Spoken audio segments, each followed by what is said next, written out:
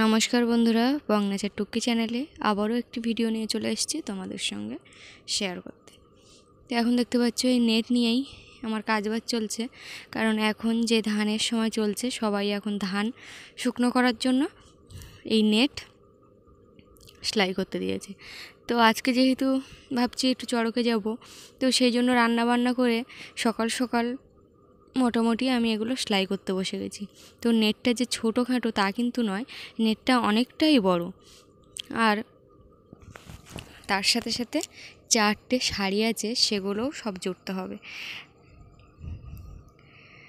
তো মানে খেয়ে উঠে সাথে সাথে বসছি, তো ওই জন্য অনেকটাই অসুবিধা হচ্ছে, কারণ খেয়ে উঠে বসে থাকা মানে কিন্তু একটু সমস্যাই হওয়া। আর ঠিকঠাক সময় মতো কাজটা আমার দিতে হবে করে, ওই জন্য টেনশানও আছে যে পারবো কি না। তো সেলাই কাজ করতে করতে একটু বিরতি নিয়ে তোমাদের সাথে বক বক করছি। তো একটু না বসে নিলেও আর পারা যাচ্ছে না, ওই কারণে।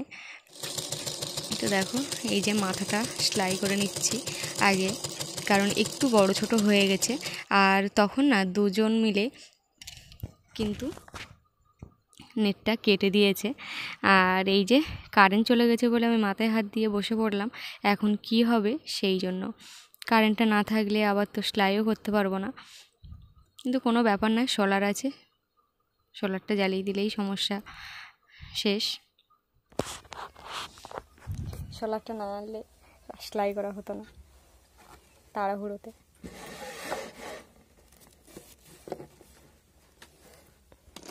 দেখা যাচ্ছে না জায়গা, যে আসল জায়গাটা, এই যে দেখো এই যে আসল জায়গাটা, এখানে কিন্তু একদমই কিছু দেখা যাচ্ছে না, অন্ধকার। তো আমরা দুইজন বেরিয়ে পড়লাম ঝাঁপ দেখতে। ঝাঁপ থাকবে আমাদের জন্য, থাকবে কি শেষ হবে যায় না, তো যাই। না হয় বাইকে যাচ্ছে, ওরা আমাদের আগে দুটো ঝাঁপ দেখবে। হ্যাঁ কিন্তু বেরোবো, তো এইখান থেকেই বেরোবো। না না যাচ্ছি যাচ্ছি, আমরা একটু স্কুলটা ঘুরে যাই অন্তত। কতদিন আসা হয় না। এইখানে কোথাও একটা আঁশফল গাছ ছিল, হ্যাঁ জানি না।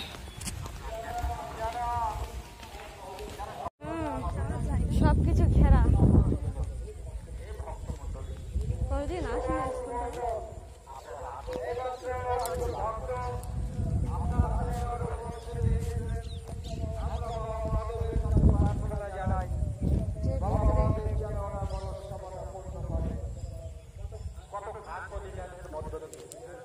কতদিন পর স্কুলটা আসলাম, তো বন্ধ চারিদিকতে।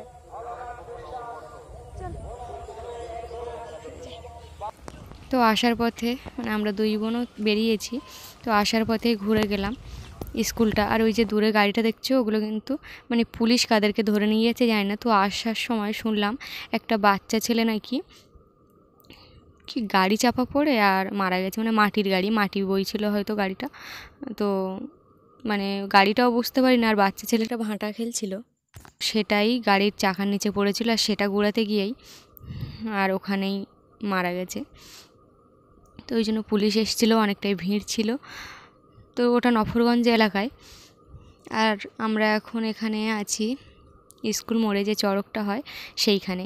তো প্রচুর লোক চারিপাশে ভর্তি, আর ফুল পড়ছে, ওখানে ফুল চাপিয়েছে ঘটের উপরে, সেইটা দেখার জন্য দেখো সবাই কিন্তু সব কাছাকাছি দাঁড়িয়ে আছে। তো আমি একটু দেখার চেষ্টা করছিলাম যে ঘটের উপরে যে ফুলটা থাকে, কিন্তু দেখতেই পেলাম না।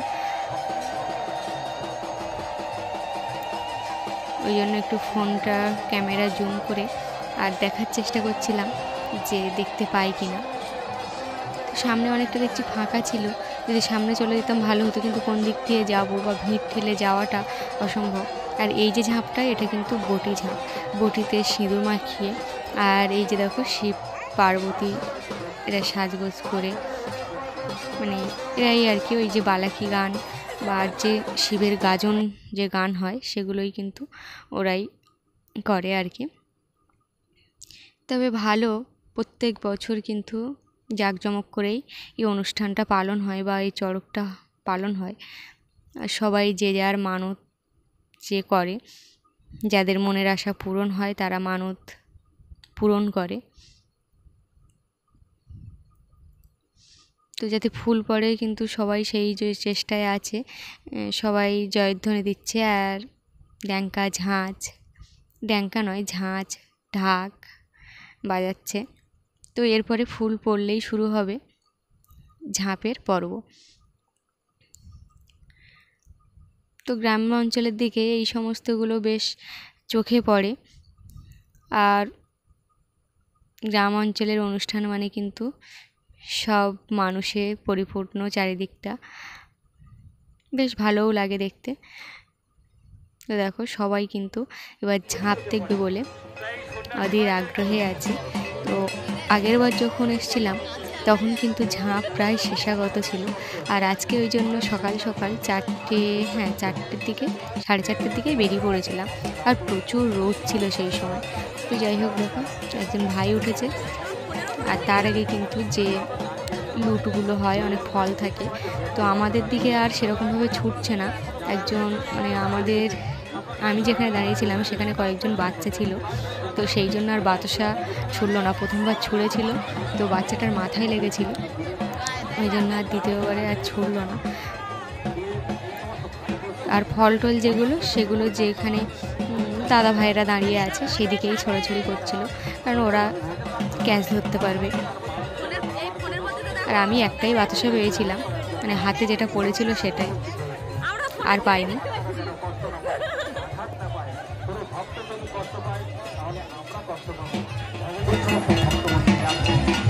আবার এই দিনটা একটা বছর পরেই আসবে, না এসে আর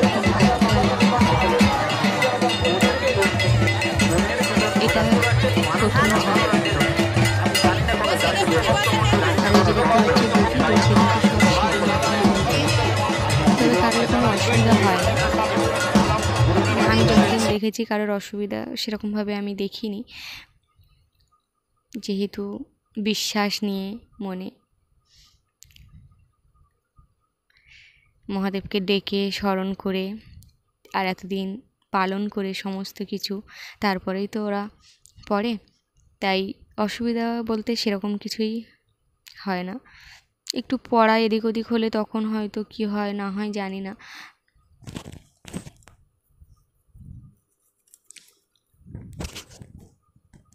তো বন্ধুরা, আর এই যে একজন ড্রোন উড়িয়েছে, তো সেটাই দেখছিলাম। তো যদি ভালো লাগে ভিডিওটা অবশ্যই সাবস্ক্রাইব করো, এভাবে পাশে থেকো। আজ আসি, ভালো থেকো, সুস্থ থেকো, সাবধানে থেকো, টাটা।